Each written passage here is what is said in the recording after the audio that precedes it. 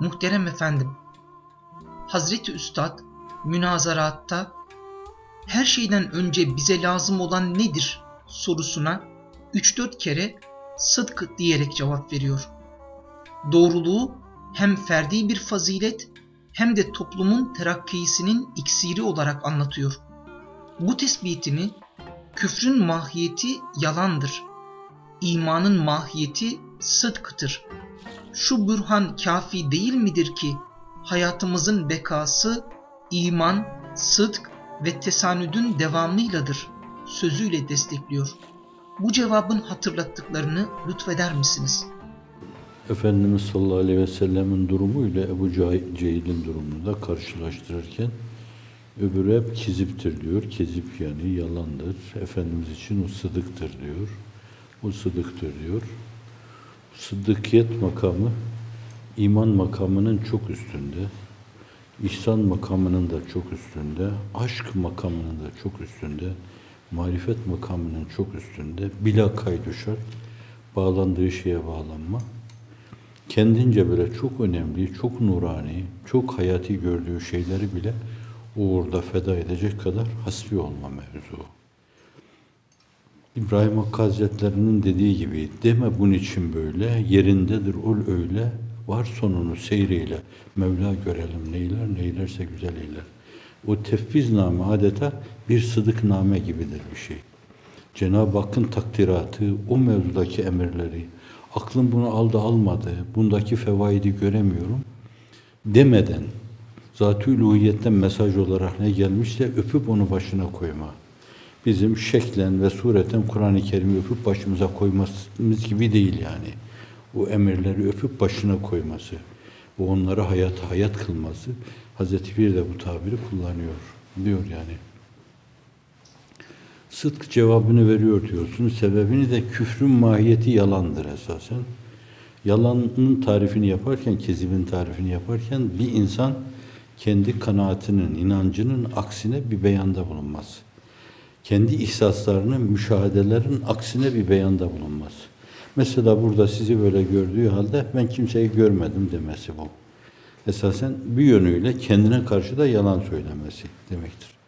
Bir ikinci mesele, bir şey nefsül emirde şudur, budur. Fakat o onun aksine bir şeyde bulunmaz. Mesela şu tekvini emirler, binlerce, yüz binlerce dille Cenab-ı Hakk'ı tasdik ediyor. Recaizade'nin dediği gibi, bir kitab-ı azamdır seraser kainat, hangi harfi yoklasan manası Allah çıkar.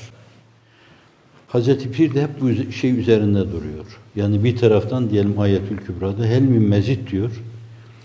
Böyle gözünü terakkilere, terakkinin terakkisine dikmiş, sürekli çıtayı yükselten bir helmin mezit kahramanından bahsediyor. Helmin mezit, yok mu daha, yok mu daha, yok mu daha?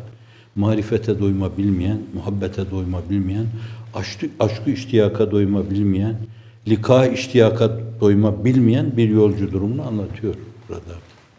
Şimdi bunca şey onun varlığına şahidi kat'i iken, mesela Efendimiz sallallahu aleyhi ve sellemin mucizatı, meydana getirdiği harika inkılap, Hazreti Pir'in onunla alakalı şeyleri anlatırken düşmanları bile onun sıdkına şehadet ediyor. Ebu Cehil var ya, cehlin babası, cehaletin babası. Adı o değil, cehaletin babası demiş. Ve millet öyle tanıyor. Adı nedir diye sorsam hiçbiriniz bilmezsiniz. Cehaletin babası, öyle tanınmış o adam. Şimdi Efendimiz sallallahu aleyhi ve sellem ayrılıp gittikten sonra diyor ki, bu doğru söylüyor da yalan söylemiyor. Hiç duymadık bunu yalanını. Yani mesela 50 yaşına merdiven koymuş Efendimiz sallallahu aleyhi ve sellem. Hiç yalanına şahit olmadık. Hep sadık, sadık-ı masduk. Allah doğrudur dediği, işte o doğrudur zatında. Fakat bu Haşimiler diyorlar ki, Mekke'de Ridane bizden, Sikaya bizden, bilmem ne bizden, bir de kalkıp peygamber bizden. Ben sindiremem bunu diyor. Beni mahzumdan biri olarak sindiremem. Haşimlerin vesayetini kabul etme demek olur bu. Böyle bir şey, bir inat, temerrüt. Şimdi Ebu Cehil gibi bir insan bile onun sıdkını, emanetini, iffetini, ismetini tasdik ediyor yani.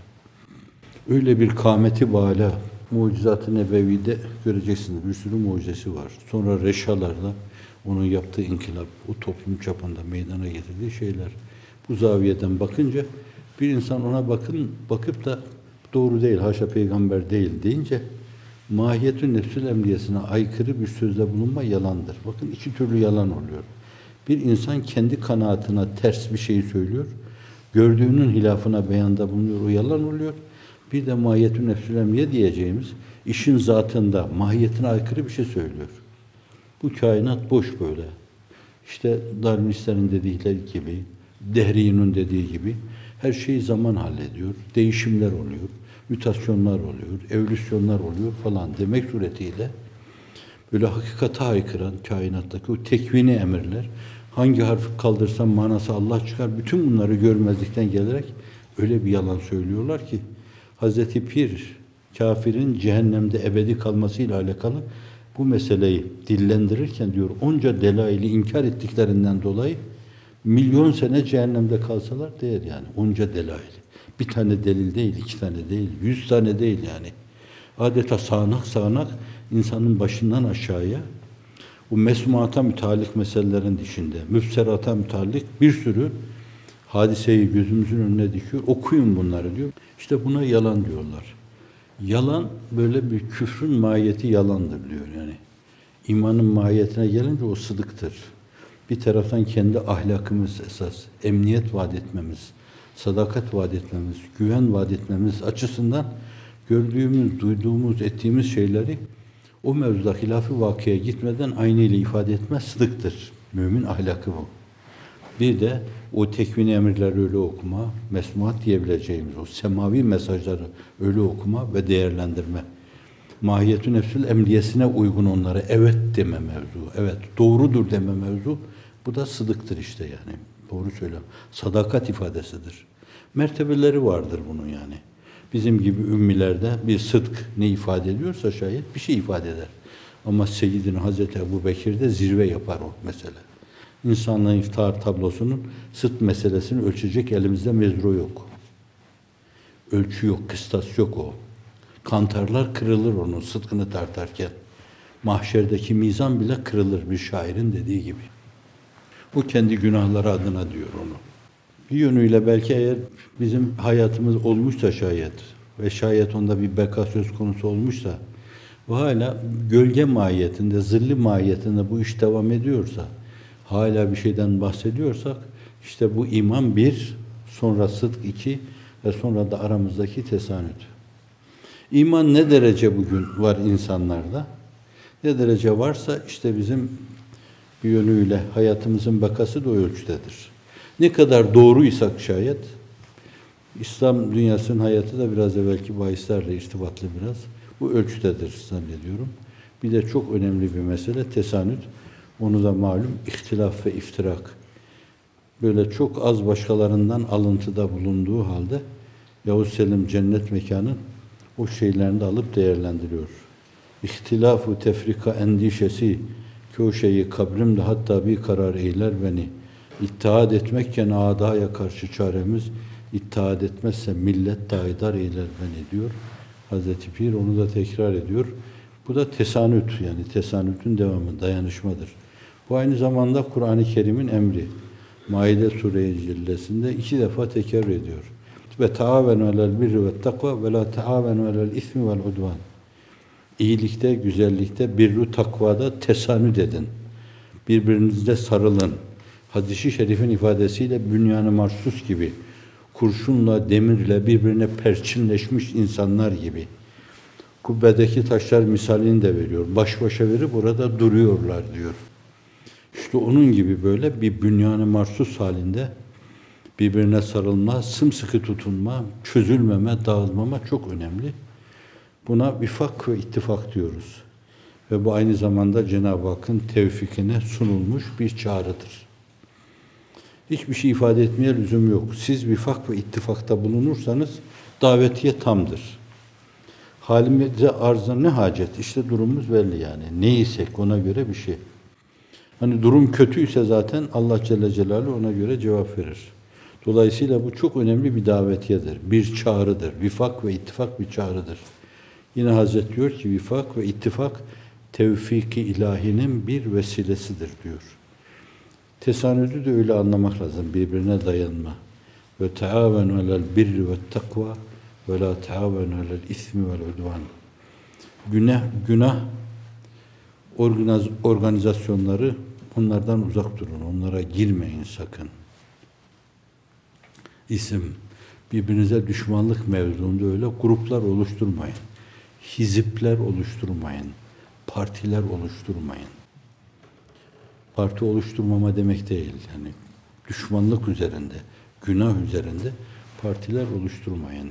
Ahzab olmasın. Ahzab. Evet. O dağılma demektir. Evet. Dayanın birbirinize. Eksiğiniz varsa onu gidermeye çalışın. Kusurunuz varsa onu gidermeye çalışın. Telafi etmeye çalışın. Başka alemler. Bunlardaki kaymalar bir yönüyle tam ilhat kayması oldu. Doğrudan doğruya bu ülkelere hakim olan düşünce ilhat kılıfı içinde götürülüyordu. Bütün Allah'ı reddi.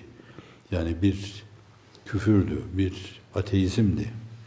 Hatta zannediyorum onlar deizme karşı bile kararlıydılar yani. Öyle var mı yok mu tereddütü septistler gibi. Öyle değil. Sen kesin karar vermek lazım. Haşa ve kella o yoktur demek gibi bir şeyleri vardı. Bu açıdan da sistem orada çözülünce insanlar gitti yine kendi dinlerine, kiliseye, miliseye yöneldiler.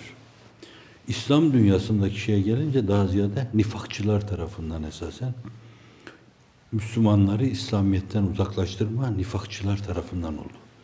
Bütün İslam dünyasının başına musallat olan insanlar münafıklar oldu. Münafık kafirden eşittir diyor Hazreti Bir. İnnel münafıkine fid derkil esfel diyor.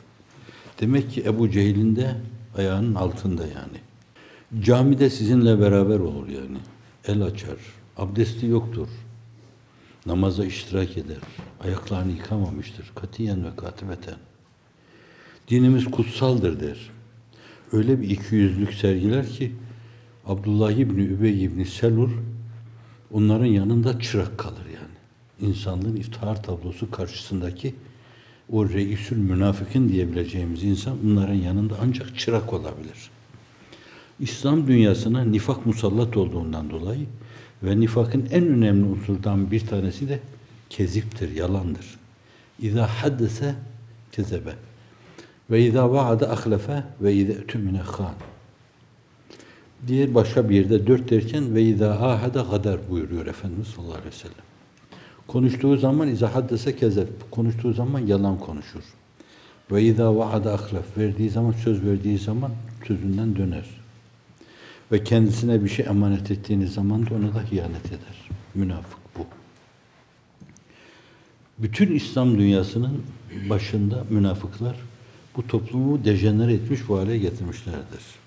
Dolayısıyla toplum iç içe deformasyona maruz kalmıştır. Bu açıdan da onu yeniden reforme etme veya hüviyeti asliyesini icra etme, restore etme, o küfür dünyasında olan şeylerden çok daha zordur. Çok daha zor.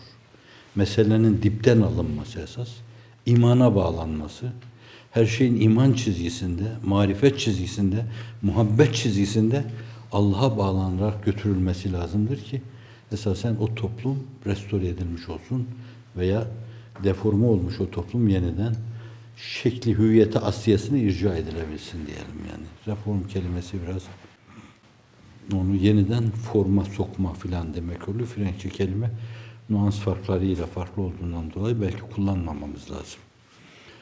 Evet, İslam dünyasında kezip hakimdir. Sözden dönme maalesef ve emanete hıyanet meselesi ve bir de ahdettikleri halde, anlaşmalar yaptıkları halde gadir yapan insanlar o 4. şeyde söylenince.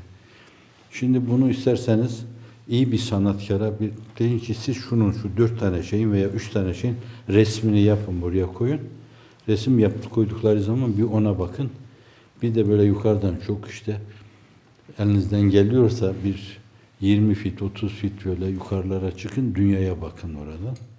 O resmin tam halihazırdaki İslam dünyasına uygun geldiğini göreceksiniz. İyi bir ressam, bedihiyata açık. Bu mülahazaları resmettiği zaman İslam dünyasına baktığında tam İslam dünyasının resmi diyeceksiniz. İza haddese kezeb ve izâ vaada ahlef ve izâ tümine khân ve izâ ahade gadar. Kur'an-ı Kerim'in farklı ayetleriyle dünyadan ta ukbaya uzanan bir çizgide Müslümanın güzergahı, mudhali sıdk, muhracı sıdk, lisan-ı sıdk, kademi sıdk, mak'ad-ı sıdk şeklinde hep sıdk vasfıyla anlatılıyor. Bu tabirler yol, azık ve hedef açısından neler ifade etmektedir?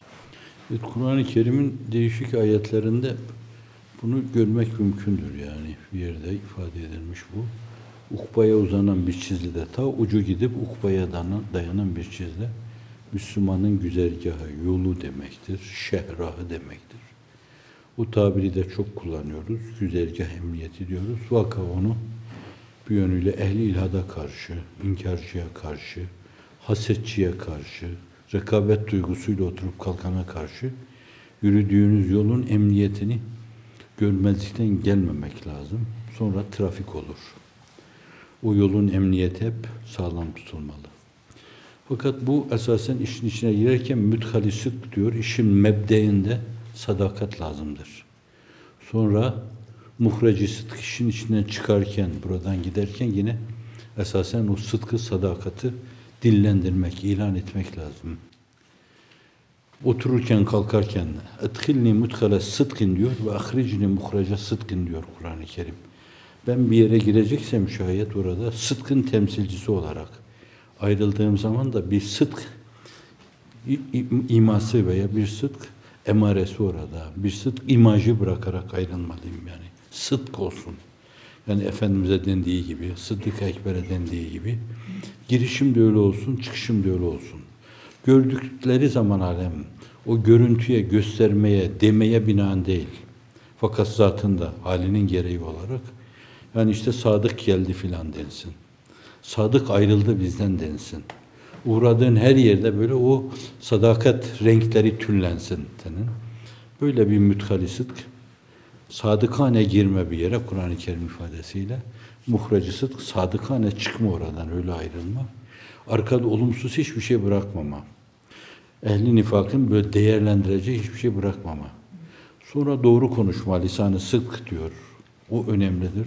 Otururken, kalkarken hep doğru konuşma. Bir kere biraz evvelki mülahaza ile konuşacağın her şey vaka mutabık olması lazım. Kendi vicdanla çelişki yaşamamak lazım. Gördüğün, ettiğin şeyler nedir yani? Onlar işte doğru konuşma. Hakkı doğru olarak dillendirme. Yalana saparak orada onunla bir şey kazanacağını düşünme demektir. Vec'alli lisane sıdkın fil ahirin. Gelecekler nezdinde beni yadı cemil kıl diyor yani. Doğrulukla, doğruluk yaptığıma dair hep onu, yani Allah kapısında hep vefalı durdum. Hep gördüğüm şeyler işte doğruluk neyse onu söyledim. Her şeyi vaka mutabık olarak, mahiyetü nefsül emniyesine mutabık ifade etmeye çalıştım. Bir yönüyle öyle olması için başta müdhali sıdk, mahracı sıdka ihtiyaç var yani. Bu aynı zamanda sebepleri de isteme demektir. Bu sebepleri isteme, Allah'ım beni böyle kıl. Ondan sonra da gelecek nesiller arasında böyle hayırla yad etsinler bunu. Ve o duası kabul olmuş Hazretim. Allahümme salli ala seyyidina Muhammed ve ala seyyidina Muhammed kema sallayte ala İbrahim ve ala ali İbrahim diyoruz. Hep hayırla yad ediyoruz. Günde kıldığımız o 40 rekat namaz, kaç tane tehiyyat varsa bu tehiyyatlarda hususiyle bizim mezhebimizde İmam Şafii'ye göre bu birinci tehiyyatta da salatü selam okunur. Efendimizin namı celil nerede geçerse okunur orada salatü selam. Biz son tehiyyatta okuyoruz.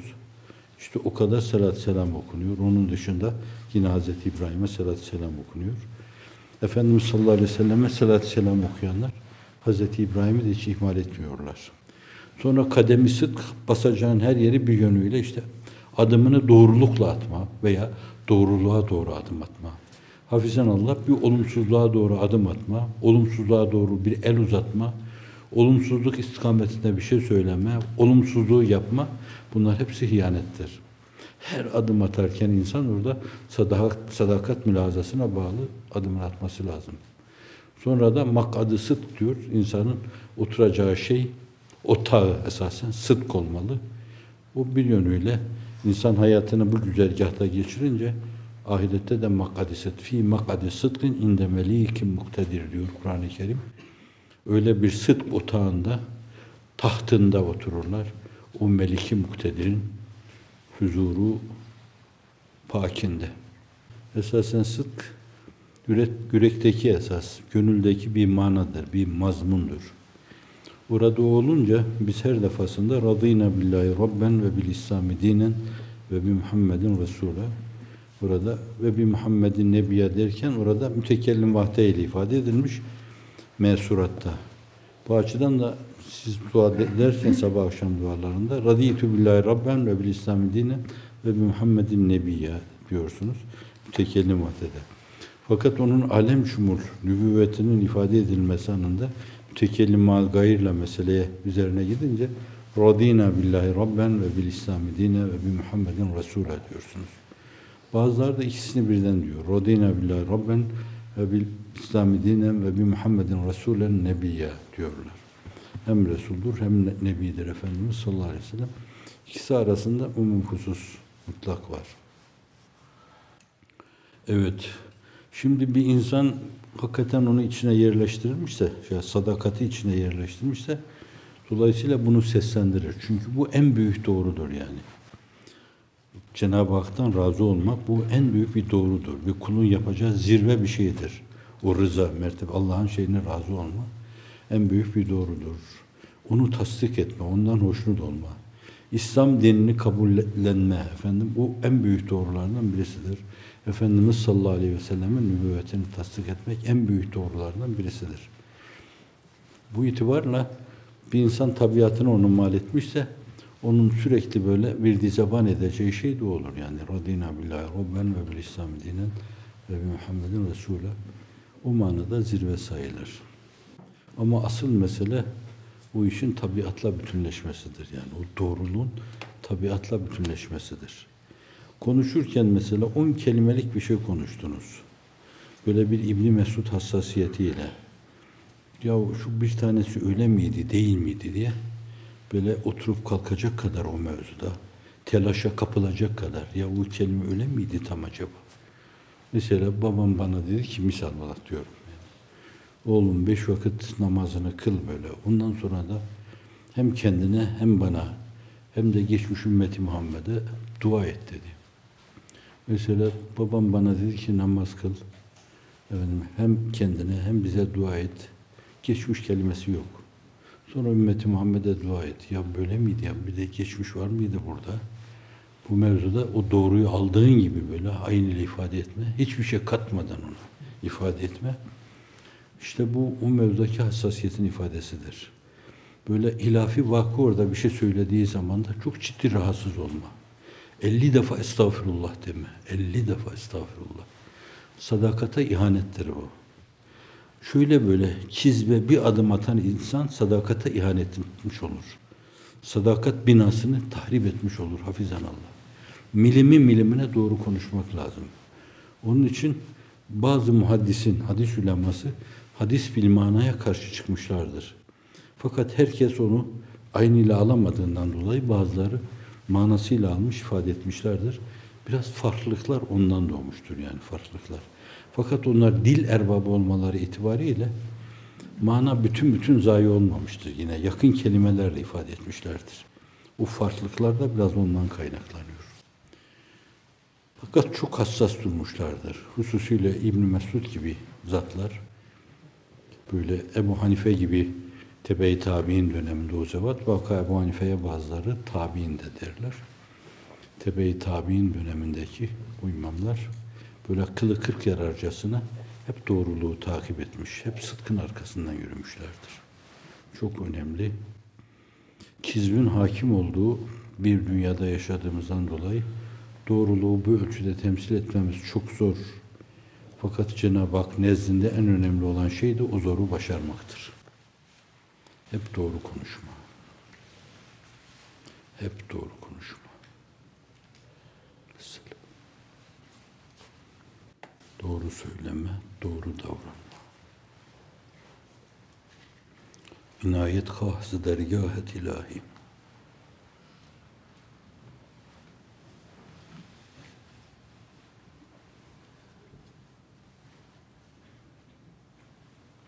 Sadakat yahu var mıydı levhalarda? Sadakat yahu. Edep yahu tekkiyelerde vardı da. Sadakat yahu da olsun. Yahu sadık olunuz demek o. Tembih.